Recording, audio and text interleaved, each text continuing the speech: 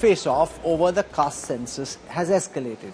A day after Anurag Thakur and Rahul Gandhi crossed swords over the caste survey in Parliament, political fireworks are still exploding. The BJP has doubled down on its attack on Rahul Gandhi, asking if Rahul can ask everyone's caste, others have the right to ask about his caste as well. The Congress and the India Alliance have called the caste taunt at Rahul Gandhi a breach of privilege. माननीय सभापति जी, जिसकी जात का पता नहीं वो गन्ना की बात करता है। उन्होंने जो बात कही है, आप जो विरोध कर रहे हैं मैं उसको दिखवा लूंगा। सर, अनुराग ठाकुर जी ने मुझ पर गाली दी है। नहीं, कोई गाली। मुझे A fiery caste face-off in Parliament. माननीय सभापति जी, जिसकी जात का पता नहीं वो गन्ना की बात करता है। सभापति महोदय, इनसे ये पूछना चाहता हूं, आपने जाति कैसे पूछ ली, ये बताइए बस। आप जाति कैसे पूछ सकते हैं? आप बताएं, जाति कैसे पूछ सकते हैं? आप पूछ के दिखाओ जाति तुम। आप जाति कैसे पूछोगे तुम? स्पीकर सर, जो भी इस देश में दलितों की, आदिवासियों की, पिछड़ों की बात उठाता है, जो भी उनके लिए लड़ता है, उसको गाली खाना ही पड़ता है। जाति जनगणना हम करा के दिखाएंगे, खत्म। आपको जितनी गाली देनी है आप दीजिए, हम खुशी से लेंगे। धन्यवाद। मैंने नाम किसी का नहीं लिया था। The Rahul Gandhi versus Anurag Thakur clash on caste is raging outside the parliament too. Shri Rahul Gandhi और पूरा कांग्रेस पार्टी सुबह शाम रात जाति जाति जाति करते रहते हैं और यहाँ जाति पूछने पर सवाल खड़ा करता है। कांग्रेस पार्टी ने आज ऐसा काम किया है, देश को कमजोर करने के लिए, हिंसा भड़काने के लिए, देश में अराजकता पैदा करने के लिए ये उकसाते हैं और सड़क से संसद तक कांग्रेस पार्टी डिस्टर्ब करते हैं। मैं ये कहना चाहता हूं कि इंडी गठबंधन में भयंकर कंफ्यूजन नजर आ रहा है इस मुद्दे पे। अखिलेश यादव जी बहुत आक्रोश में पूछते हैं, आप किसी की जात कैसे पूछ सकते हैं? फिर कहते हैं पूरे देश की जात पूछनी है। तो पहले मेरे भाई स्पष्ट कर दो, पूछनी है कि नहीं पूछनी है? माननीय अनुराग ठाकुर जी ने जब अपने विषय को रखा, किसी का नाम नहीं लिया, तो केवल एक ही व्यक्ति को बुरा लगा और उसके इशारे पे कांग्रेस के सारे सदस्य खड़े हो गए। क्यों? कुछ दिनों पहले पत्रकारों की जाति पूछने का काम राहुल गांधी कर रहे थे, पूछ रहे थे आपका नाम क्या है, आपका नाम क्या है, बताइए आप किस जाति के। आप जाति जनगणना चाहते हैं और आप कह रहे हैं कि सदन के अंदर जाति पूछी नहीं जा सकती है। The India Alliance is up in arms against Anurag Thakur's caste remark. Congress, meanwhile, has moved a privilege motion against the Prime Minister for allegedly amplifying Anurag Thakur's remarks. एक हाउस में टॉन्ट मारना, ये करना, ये सख्त parliament में ऐसा नहीं होता।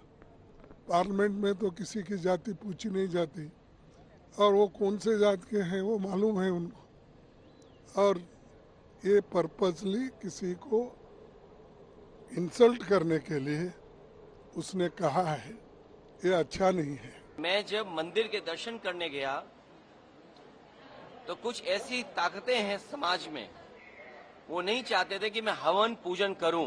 वो दिन मैं भूल नहीं सकता हूं जिस दिन मुख्यमंत्री आवास को गंगा जल से धोया गया था। सोचिए, आप कल्पना कर सकते हो, जब आप चंद्रमा में जाना चाहते हैं, इलेक्ट्रॉन्स की बात कर रहे हो, डिजिटल इंडिया की बात हो रही हो, क्या बीजेपी कांग्रेस पार्टी के नेता या किसी भी व्यक्ति की जात पूछ सकती है? जातिगत जनगणना एक ऐसा मुद्दा है, कहते हैं ना कि कोई आइडिया जब अराइव करता है आप उसको कुछ नहीं कर सकते, रोक नहीं सकते। जातिगत जनगणना हकीकत है और भला होगा प्रधानमंत्री जी का और निर्मला जी का कि आप लोग करवाइए, ताकि आपकी बजट हवा हवाई ना हो, आपकी नीतियां हवा हवाई ना हो। Caste has become the latest flashpoint in Indian politics. Bureau Report, India Today. The caste survey in India has always been a massively complicated issue. Former Prime Ministers from Jawaharlal Nehru to Indira Gandhi to Rajiv Gandhi have been opposed to caste-based quotas. Rahul Gandhi himself in the past had declared that he didn't believe in the caste system. Then what has brought about this change in stance? Is this a belated realization for social affirmation, or is this just a tool to take on BJP's commander? Rahul Gandhi has been making a case for caste census in India. But the history of caste survey has been a complicated one in India. Every census in independent India from 1951 to 2011 had published data on scheduled caste and scheduled tribes, but not on other castes. Before that, every census until 1931 had data on caste. However, in 1941, caste-based data was collected but not published. In 2011, socio-economic and caste-based data was collected but never released. 15 years ago, Rahul Gandhi himself had a different stand on caste politics. I personally don't believe in the caste system. I don't see myself as staying with Dalits. This is I see myself as going to a human being's house. I don't see it as a Dalit or a upper caste or lower caste. As far as I'm concerned, there is a poor human being and I'm going to his house.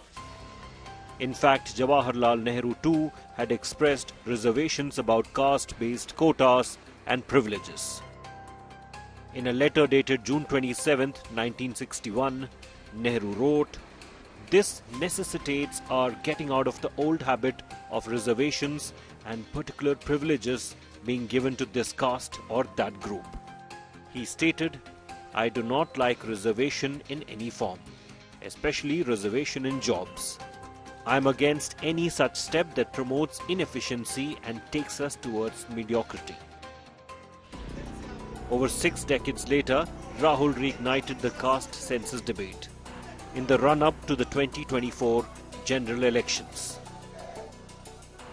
हमारा political decision नहीं है, ये न्याय का decision है, ये हिस्सेदारी का डिसीजन है। इसमें कोई पॉलिटिकल कैलकुलेशन नहीं है। कास्ट सेंसस होगा और हिंदुस्तान के गरीबों की जो हिस्सेदारी बनती है वो उनको मिलेगी और वो काम कांग्रेस करके दिखाएगी। As polls drew closer, Rahul demanded that a journalist reveal his caste. आप शिव प्रसाद जी हैं, आपके मालिक का क्या नाम है? आपके मालिक का क्या नाम है? क्या नाम है? नाम बताओ, नाम बताओ। मारो मत उसको, मारना नहीं है, मारना नहीं है। नाम बताओ उसका। वो ओबीसी है? नहीं। वो दलित है? नहीं। वो आदिवासी है? नहीं। The BJP says that it is not against caste census, though the government of India has decided to not list caste-wise population other than SCs and STs in census. The caste census could potentially challenge the current 50% cap on overall reservations. And so it has provided the opposition an opportunity to garner support from the OBC groups and challenge BJP's Hindutva politics. Bureau Report, India Today. Rahul Gandhi didn't start out as a proponent of the caste census. I want to play two of his comments back to back for you to get a sense of his political evolution. And then I'll ask the question, is this a genuine realization that he's become an advocate for social affirmation, or is this just political opportunism? First, just listen to these two comments from Rahul Gandhi and then we'll start a debate. The press sees me as staying with Dalits. I don't see myself as staying with Dalits. This is I see myself as going to a human being's house. I don't see it as a Dalit or a upper caste or lower caste. As far as I'm concerned, there is a poor human being and I'm going to his house. And by the way, I go to poor people's houses, whether they are Dalits, upper caste, minority, anybody. And I spend nights in people's houses who are non-Dalits. So this differentiation occurs in the media. It doesn't occur in my mind. I personally don't believe in the caste system. I believe that whether you're a Dalit or a upper caste, you're the same. The only difference, as far as I can see, between a poor person and a rich person is opportunity. So this frame of Dalits is your frame, it's not my frame. आप शिव प्रसाद जी हैं, आपके मालिक का क्या नाम है? आपके मालिक का क्या नाम है?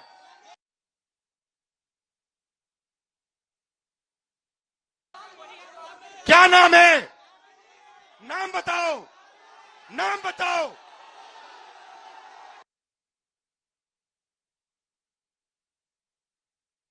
ओए मारो मत यार, मारो मत उसको, मारना नहीं है, मारना नहीं है।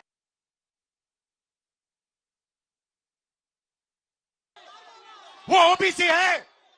नहीं। वो दलित है? नहीं। वो आदिवासी है? नहीं। अरबपति है वो।